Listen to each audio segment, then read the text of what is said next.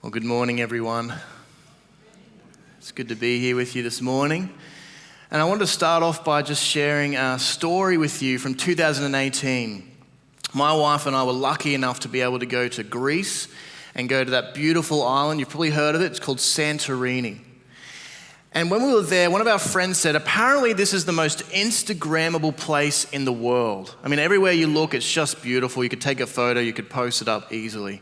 There's these sheer cliffs, these white like cities just built on the cliffs, all this ocean before you. It's just beautiful.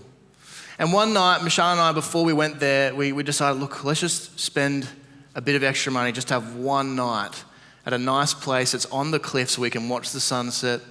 And so we're there this one night, and I think it was one of the most beautiful things I've ever seen. It's on the screen for you in just a moment. That photo doesn't do it justice. But we were there and we're looking out at the Mediterranean Ocean with the sun setting, and it was one of the most beautiful things that I've ever seen. And I wonder if you've got some sort of similar experience, if there's something beautiful that you've seen that's coming to mind right now. Or maybe you've got a bucket list and one day you want to see something like that in Santorini, or you want to go and see the Northern Lights, or maybe you're crazy enough to go and climb Mount Everest or something. What beautiful thing have you seen or do you plan on seeing? Now, the reason I ask you to think about this is because in our passage today, Jesus promises that his disciples, his followers, will see something. And this thing, it's far better than the Northern Lights or Santorini. He promises that they will see God. What if I told you that God is more beautiful than a sunset in Santorini or the Northern Lights or anything that you could see or experience in this world? What if I told you that God is actually the source from which that beauty was created? What if I told you that to see God is true happiness? Because we're in a series right now called the Beatitudes, the path to true happiness. We're looking at these 8 Beatitudes, these 8 lines from Jesus which describe 8 characteristics of his followers. They're kind of like birthmarks. They mark out the people of God and the divine happiness that they enjoy. And this morning we come to Matthew 5 verse 8, where Jesus says, blessed, happy are the pure in heart, for they will see God. Blessed are the pure in heart, for they will see God. You might know a man by the name of Moses in the Old Testament. He saw God in a partial kind of way. He was very close to God, he had this special relationship with God. And it says in Exodus that God was said that he's like kind of like a friend almost, the way that he speaks with Moses. And the closer Moses got, the more he wanted to know God. In Exodus 33, he says this, if you are pleased with me, God, teach me your way so I may know you.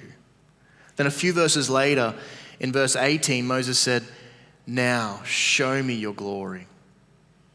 He's not just sort of saying that off the cuff, now show me your glory, Lord. That word now, the Hebrew word behind that, expresses urgency.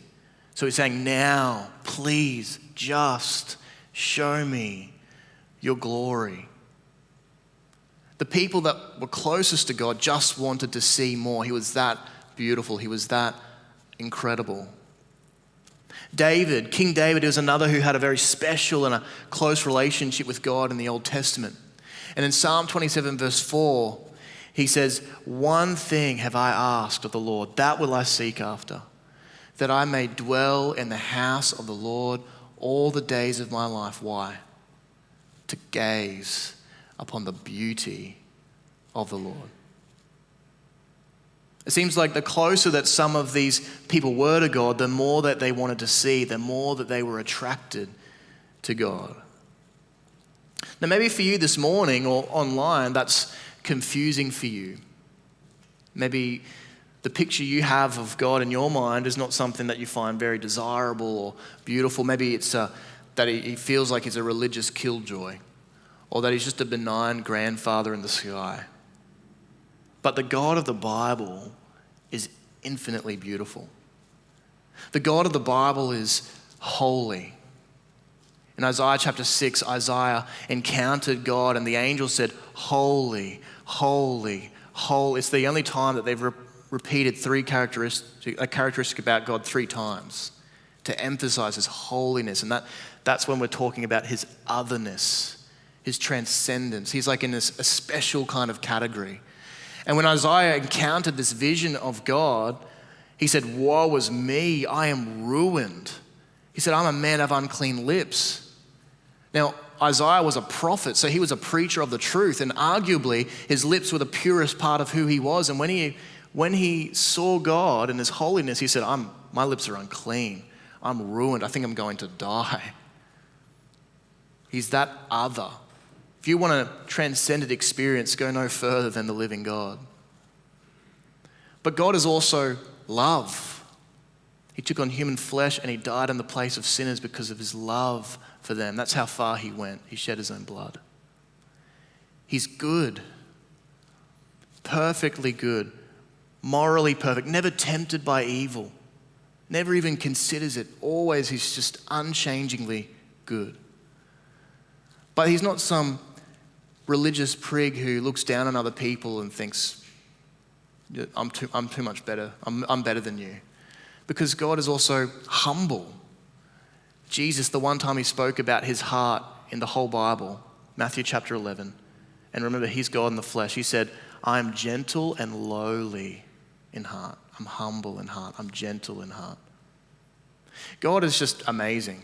I can't possibly describe him well enough to help us see that he is the most beautiful person we could ever know. And this is why Jesus says, blessed, happy are the pure in heart, for they will see God. To see God is true happiness. And I assume this is a desire for many of us here today. You're probably here because you want to know God more. And that's the same thing for me. I want to know God more. I want to see more of Christ. But here's a tension for me when I was studying this line and thinking about this message. The tension I feel is this: I wouldn't describe myself as pure in heart, but yet it's the pure in heart who will see God. I think things I shouldn't. I do things I shouldn't. I feel things I shouldn't. And so does that mean I'll miss out on seeing God? Does that mean I've missed the cutoff for being pure in heart?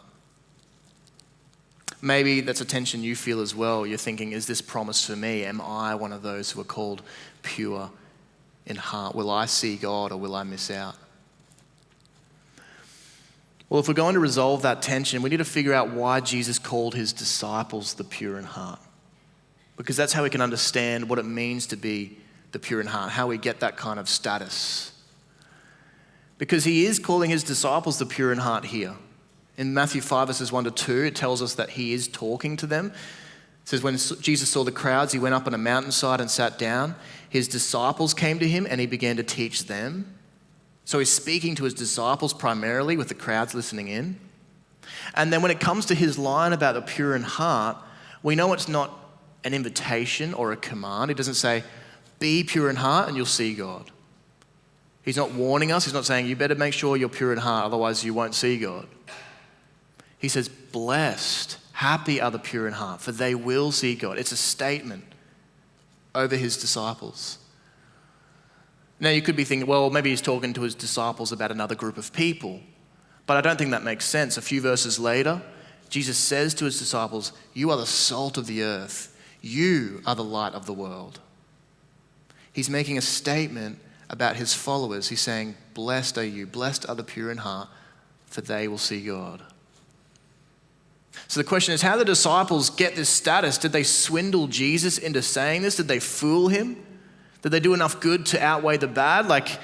How did they get to that place? Well, let's explore that further as we ask the question, how do we get a pure heart? And we're going to ask 3 questions. This is the first one today. How do we get a pure heart? Now, one approach to answering this question that was popular in that time and still is today is the outside-in approach. The outside-in approach. The Pharisees, they were a group of religious people in Jesus' day, and this was their approach. The Pharisees, that word literally means the separated ones. They separated themselves. They were passionate about purity and about holiness. And what they did was their experts, their Bible experts, looked at the Bible and they said, okay, here's all the commands, and this is how we're going to stay pure. We're going to build a fence around it. And this is what they called their oral law. They built a fence around by adding all these extra laws around it to make sure that they didn't break God's law in the Bible. So that was the approach that they had.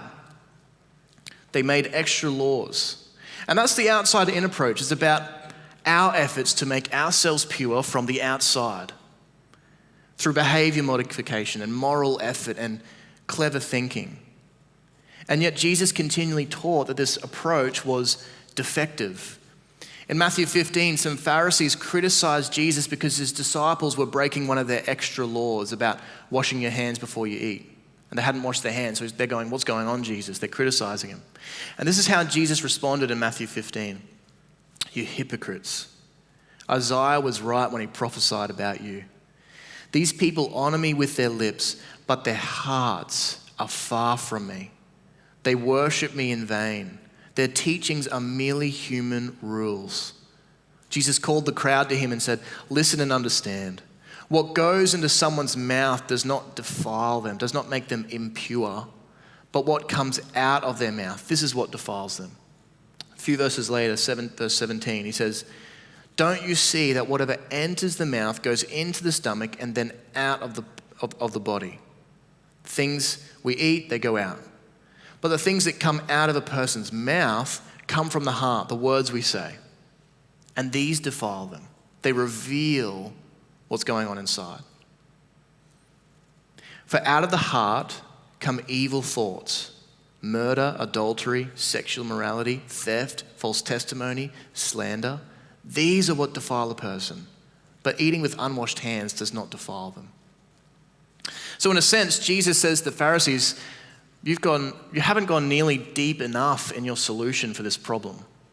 You've just sort of stayed on the outside, but actually you need a whole new core. You need a new heart. Your heart is actually impure.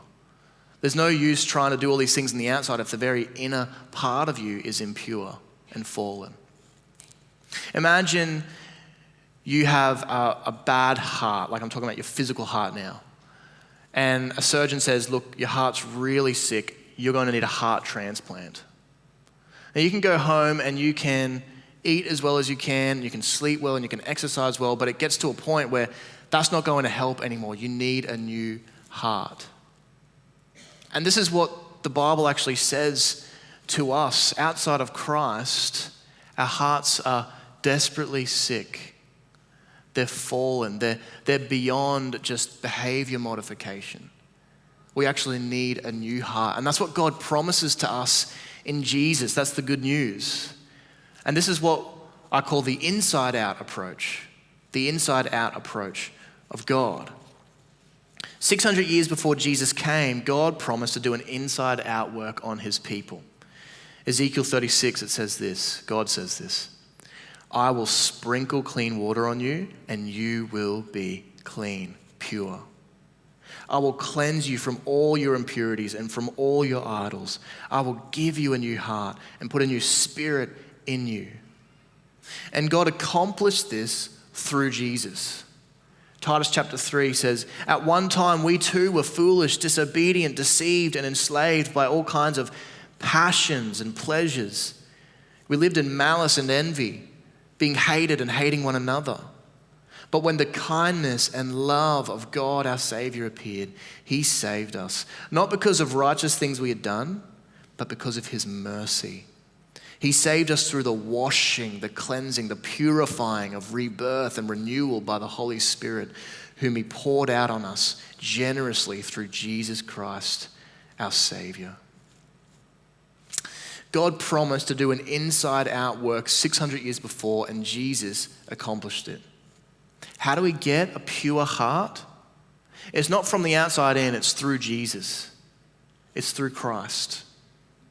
If you trust and follow Jesus, then rest assured God has already done a heart transplant on you.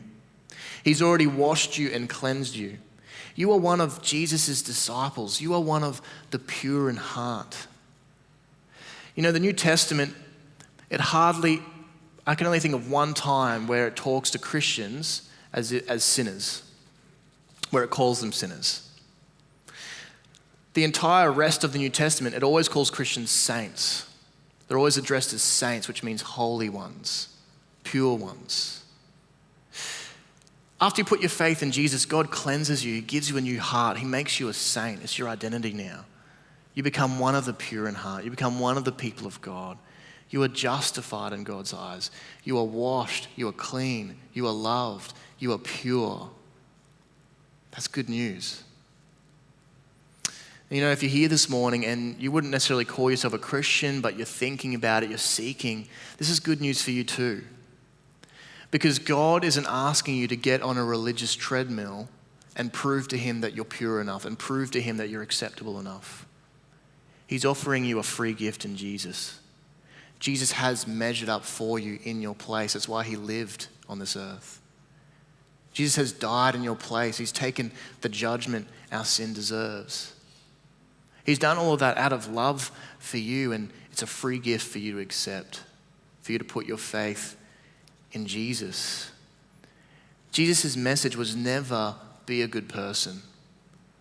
That's a heavy burden. Jesus said to us, your hearts are sick. Actually, he was really blunt one time. He said, your hearts are evil. But I've not come to condemn you. I've come to rescue you. I've come to heal you. Will you follow me? Jesus offers to give us a pure heart through trust, through faith. So how do we get a pure heart? We don't receive a pure heart from the outside in. We receive it as a gift from God when we trust and follow his son, Jesus. Now, maybe you're sitting there and you're thinking, Ben, you don't know my week. You don't know my struggles. I really messed up this week. I feel dirty. I feel guilty. I'll just repeat to you what Titus chapter 3 says. He saved us not because of righteous things we had done, but because of his mercy. Because of his loving desire. It was God's free choice to do that by grace. To be pure in heart is purely gift. It's not something we earn, it's something we receive through trusting in Jesus.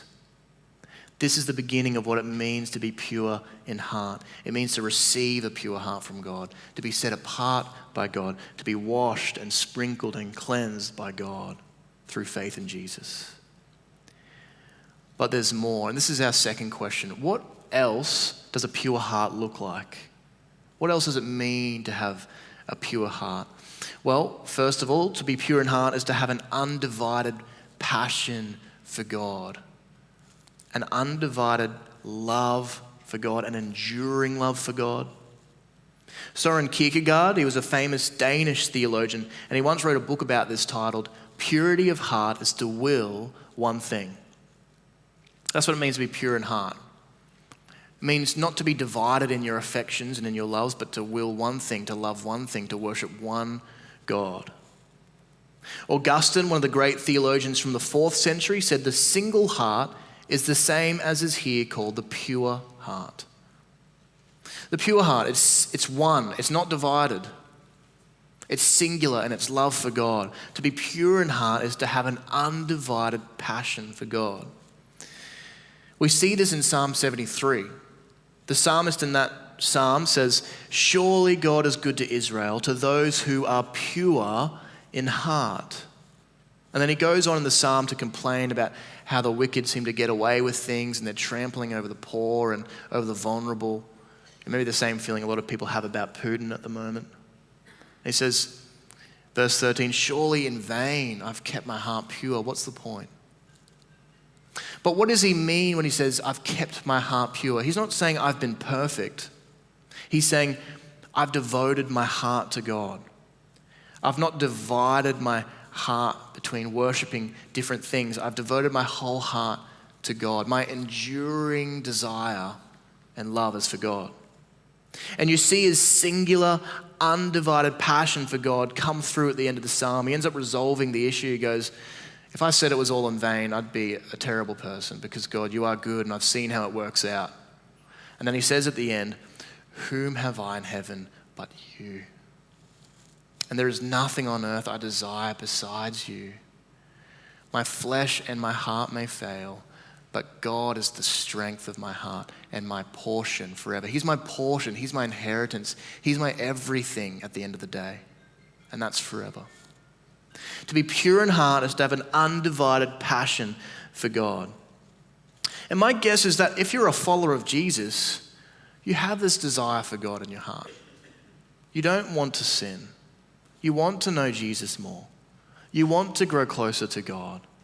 And those are the desires of someone who is pure in heart. You know, at the end of last year, my friends and I had a New Year's Eve gathering. And we went around the circle and just asked, what would be your hope for 2022? What would you like this year? What are you focusing on? And as we went around the circle, people kept saying, I'd like to be closer to Jesus and this and this. And so as we got around the circle, we were saying, okay, other than Jesus, this is what I'd like. And I don't think people were just sort of parroting it or being disingenuous. I think this was a genuine desire of their heart. That yes, they do want to be closer to God. And that's what it looks like to be pure in heart. Not perfect, but to desire God, to want to be closer.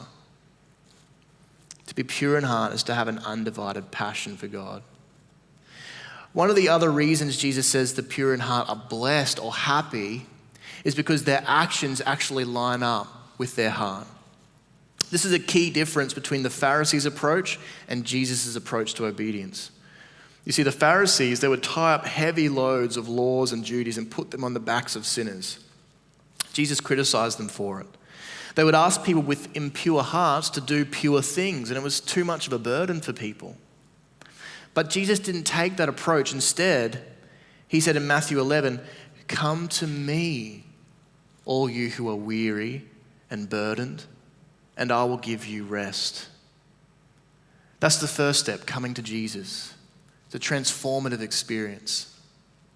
And then he says, verse 29, "Take my yoke upon you." In other words, try my teaching out for fit. Come under my teaching and learn from me. For I am gentle and humble in heart, and you will find rest for your souls. Jesus invites us to come to himself before he teaches us how to live.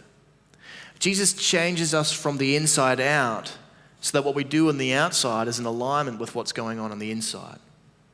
This is why to be pure in heart, the other thing I want to talk about is it's to obey God from the heart. To be pure in heart is not just to have an undivided passion, but it's to obey and to do things from really what's real within us.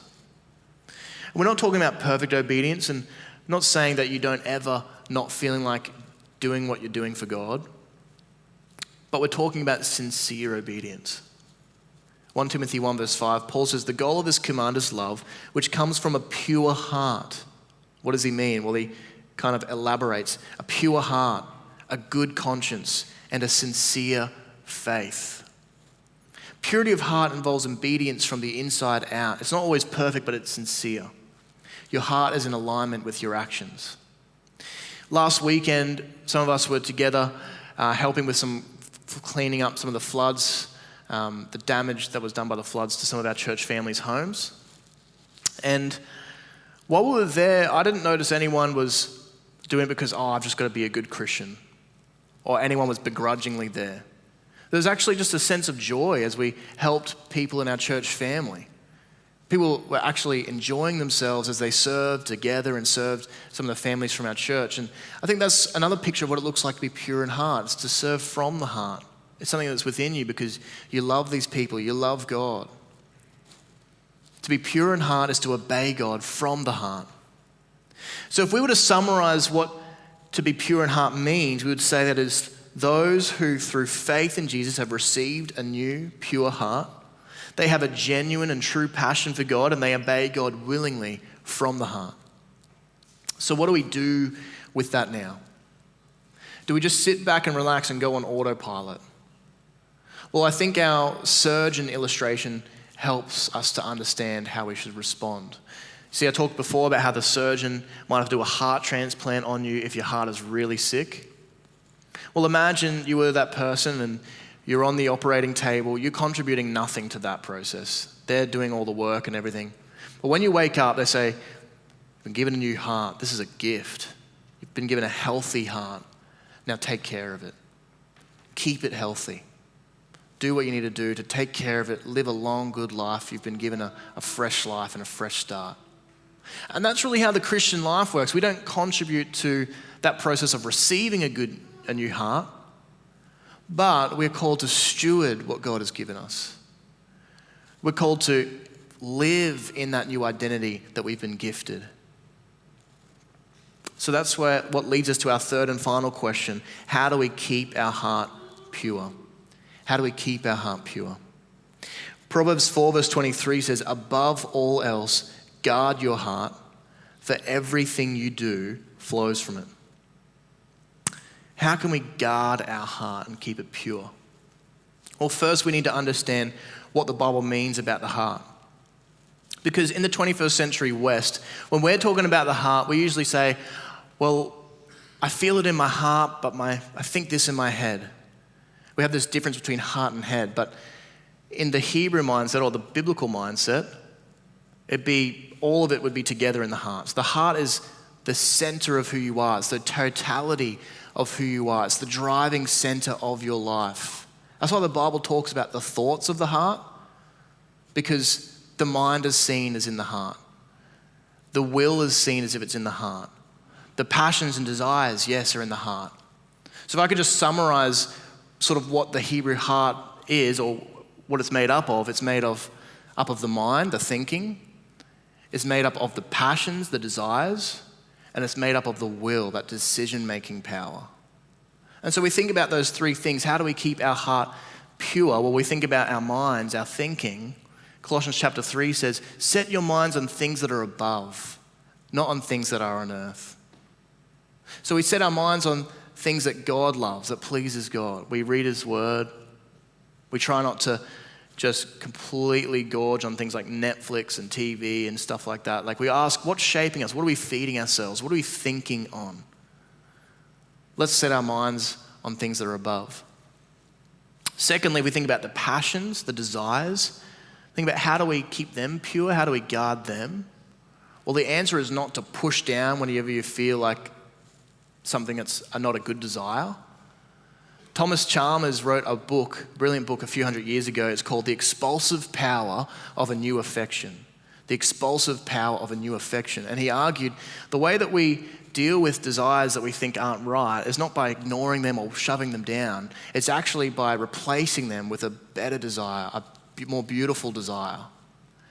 And so he talks about how actually God is the most glorious, beautiful, enjoyable person you could ever know. So the more you get to know Him, the more your desires will line up with what's true and good and lovely and beautiful. So I guess the answer to that is to set our hearts and to continually just stare at Jesus in the gospel, to read His Word, to enjoy God, to think about what He's done for us, to think about who He is, to set our hearts on Him and guard our passions in that way. And then the third thing, the will, the decision-making center. I think that's as simple as just making decisions that please God. Getting up each day and say, God, help me to do this, and I choose to follow you today. I choose to serve my husband, my wife, my children, others around me. I choose to stand for you today, Christ. Just exercising your will as much as you can in every small decision you make. Guard your heart above all else, for everything you do flows from it. The pure in heart are truly blessed and happy and experience true and lasting happiness because one day they will see God. Their faith will become sight. And they will see someone that is more beautiful than anything they've ever seen or experienced in this world. And so I'm just going to finish by reading of that day when we'll see God face to face. It's from Revelation chapter 22. This is what it says. No longer will there be any curse. The throne of God and of the Lamb will be in the city, and his servants will serve him. They will see his face, and his name will be on their foreheads.